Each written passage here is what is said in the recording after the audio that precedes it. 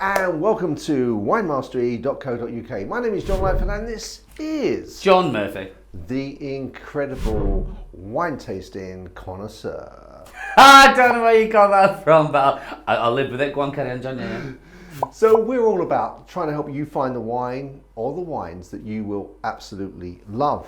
And in this particular episode, we are tasting a Riesling. Now, Riesling or Riesling? I don't know, because I get in the shop, many people say Riesling or Riesling. I personally say Riesling, but I don't know if there's a right or wrong answer. It doesn't matter, does it? It doesn't matter at all. It doesn't matter. If you go into the shop, you say Riesling or you say Riesling, they'll certainly know what you mean. We know what you're looking for. Absolutely. And this one is from Austria, which is a great, I believe, great sort of Riesling producer of Just like I just that wine. clarify that bit. Yes, they are. So I mean, I love it. Sometimes you can smell, and I've actually only on a few occasions smelt sort of petrol. Yes, that's the big thing with the Riesling. I'm just going to carry on to call it Riesling for the duration of this video, just to make it easier. But yeah, usually a Riesling is a very obvious smell, and it does have that kind of petrol. I know it sounds odd, but it is an obvious smell. It doesn't change the flavour of the wine. It's not like you're going to be tasting petrol in there. But yeah, usually a Riesling does have that kind of petrol-y nose. Yeah, and it's like, you know, it sounds like, oh, I don't want to drink petrol. But actually, when you get into sort of smelling wine, and you can sort of like, oh, I can smell it. It gets quite, for me, it gets quite sort of, sad as I may be, it gets quite exciting. Oh, I've actually got petrol in this. And people have talked about petrol. And, you know, it's when you hear about wines that you can taste this particular thing in, and then you actually find the wine, you think, yeah, I got that. Mm-hmm. So... good. It's good, yeah. When I do a lot of tastings, and you know, people do, like you just said, they think they know what they're smelling, or they kind of it's in the tip of they're thinking, what is that? And then you say petrol, and go, oh, that's what it is. And you see, but it's not just with the Riesling. You know, you can find it with all sorts of other grapes. But anyway, that's by the way. Should we get stuck into this one? Well, I can say, I think that certainly in the sort of like first 30, 40, 50 videos that you were teaching me about wine. So is that sort of like someone just draws a curtain, you sort of say, oh, you know, can you smell this? And you go, whoa! Or can you taste this? And you go, yeah, that's what it is. But until then, you're really searching for it. Yeah, because it's elusive. It's there. You kind of half know, but you're not 100%. Then when someone just says that, it just clicks. Yeah. That's what I'm hoping these videos are going to do. Hopefully for you, yeah, absolutely. So, obviously the picture of the particular bottle of wine is up there for you to see. Shall we have a look at the colour? Oh, John, you know I want to do this. Yeah, absolutely. So this you might be a little bit. It's a little bit chilled. So that's golden honey. Yeah, it is, isn't it? It's just like very like honey. Yeah. You sound to be really enjoying that then, John. I did. I like the colour. And also just I always love condensation on a glass. I don't know why. I know it becomes attractive. It's almost like you look at that and you think this is going to be refreshing because it's chilled. It's yeah. You almost in your back of your mind think, I'm going to like this. Yeah, I'm going to like this. Should we go for the nose, or have you already? I've already nosed. I'm sorry, John. I got excitable. Oh, that's nice. It is. No, I'm not getting petrol from that. No, me neither. It's almost harking back to a light Chardonnay. That reminds me when I used to travel in sort of Austria and Germany, just the white wines were very, very similar to that, and I can remember lots of sort of fantastic hostilleries, you know, with great food, and before that you begin drinking one of these wines. It just floods back the memories. I feel like I've never travelled there. However, have you not? No. Not yet, John. Just a matter of time. Just a matter of time. For up in a cheese shop over there as well. Absolutely. Just a matter of... Yeah. No. It's that tropical fruit stuff. This is not a real German phrase, John. I think we've discussed this a few times now. That is beautiful, though. I'm trying to detect a fruit. I mean, obviously, it's like... if I was trying, I'd say melon, tropical fruit. I'd say melon along with you, because I know what you mean. But then it's an amalgamation of like that tropical fruits in there. It's delicious. It's delicious. It smells delicious. Yeah.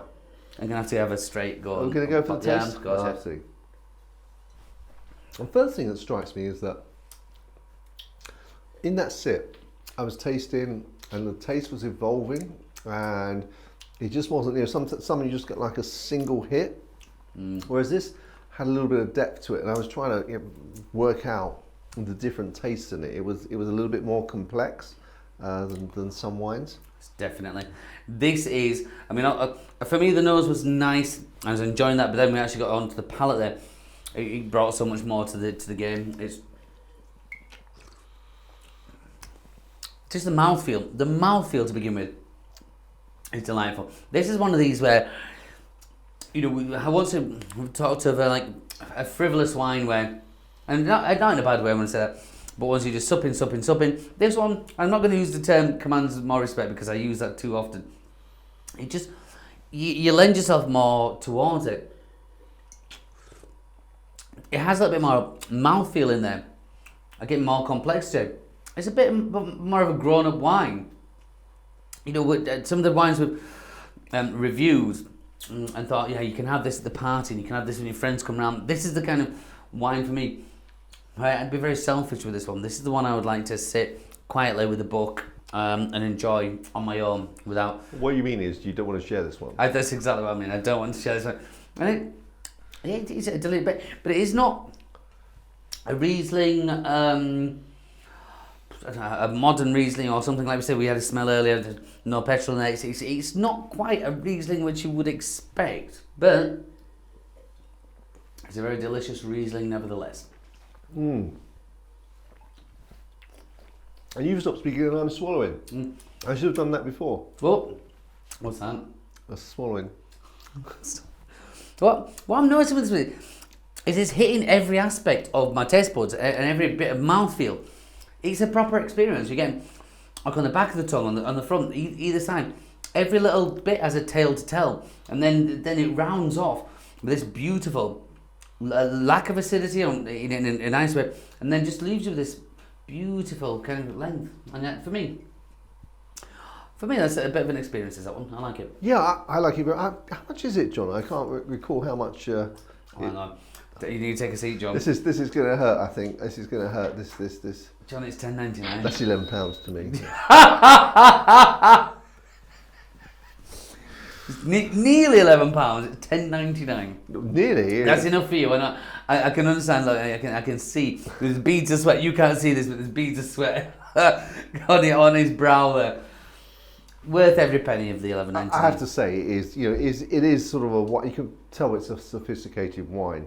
It has that roundness. It has the different. I don't know. Sure, it's like it just has different things going on where you sort of, and which is perfectly okay. It's always a mood things. You sort of get a cheaper wine and it's sort of like a one hit, and that's fine. When you're in that mood. But if you, as John has sort of intimated, want to be on your own, you just want to enjoy that, or you're sharing it with a friend that also appreciates wine, then for £11, I'm sure you will pay a lot more for a wine that actually is just as good. So it is excellent value for this quality of wine. Yeah. I mean, I understand the guy that produces this is sort of like he's obviously very, very much into wine. He's got his own wine blog and he loves wine. And I think you can tell that in the production of this wine where that comes from. He's obviously, it's loved, isn't it? It's loved. It's loved. That's the word. Yeah. It's very, very nice. Okay, John, what are you thinking about the score here? Well, actually, before we get to the score, what about actually pairing it with? I'd forgotten about that. Ooh. Right. Now, that'd be a difficult one for me. I have no idea what cheese to prepare it with. I'll do the cheese, you do the food. Okay. Cheese, a bit controversial. I'm going to go blue cheese with this because I feel it deserves that. And I feel it will stand up against that. But I'm not going to go for anything spectacularly wild. I would simply say Yorkshire Blue. And this is so different to all, the terroir and everything like how it would go with Yorkshire Blue. But I am confident a bit of Yorkshire Blue, that would be delicious. It's making my mouth water just thinking about it. So who produces Yorkshire? Judy Bell. I think Judy Bell's retired now from up at Thirsk. It's the company called Shepherd's Purse. They make some cracking cheeses. But yeah, Yorkshire Blue with that. Okay. I think that you're right. I would go in terms of. I just noticed that in terms of the suggestion with this wine, it was curry, and I was thinking about not too heavily, but sort of like a light chili con carne. Well, we'll take it on. But they do take a Riesling will take on a spicy dish anyway, and I can imagine that doing so because that's a nice bit of wine. Prawns with chili, buttered prawns with chili, and oh yeah. When you start getting on this road, especially now after having a glass, your taste buds get going. And you think, what about this and what about that? Mouth starts watering. Yeah, and this is the fun part of it. It is the fun part of it, which is why you should try this wine. I'm sure. Definitely. If you obviously everyone has different tastes, so I can't guarantee you will like it.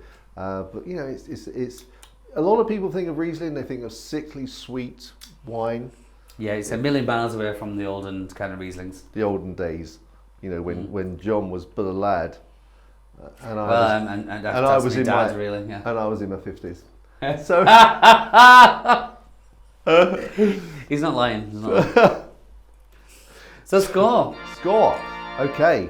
So you're gonna go with a Riesling score, aren't you? I'm gonna go with the score, which is based on how much I enjoy it. So do you want to go first, or should I go first? I'll let you go first. But okay. I'm gonna go for 79. 79, good, yeah. And you? I think it deserves that. Well, thinking back, John, like you said, the Riesling score. I think I might have pulled it down a bit on the Riesling score because I didn't get the typical Riesling petrol thing. However, in the style of wine that I like, I'm going to just tip over into the 80s and say 81. 81. Wow, that's a really brilliant score. It's not a bad score. Yeah, and I don't want to diminish. Again, it's a mood thing. Probably where I am at the moment. In a different day, I could have maybe have done 82, 83. But it's a delicious wine. It's well. I'm just smiling at you, John. Just keep going. He does that so often. I feel like This is good. Well, you finished the glass. It must be good. I have. And I've nearly finished mine. So, guys, if you enjoyed this episode, please press the subscribe button, press the like button. Let us know that. Give us a comment. Let us know what you think about it if you get a chance to try it. And so until the next time when we see you there, we're going to be trying some more wine and trying to find the wine that you will absolutely love. Chin chin. Chin chin.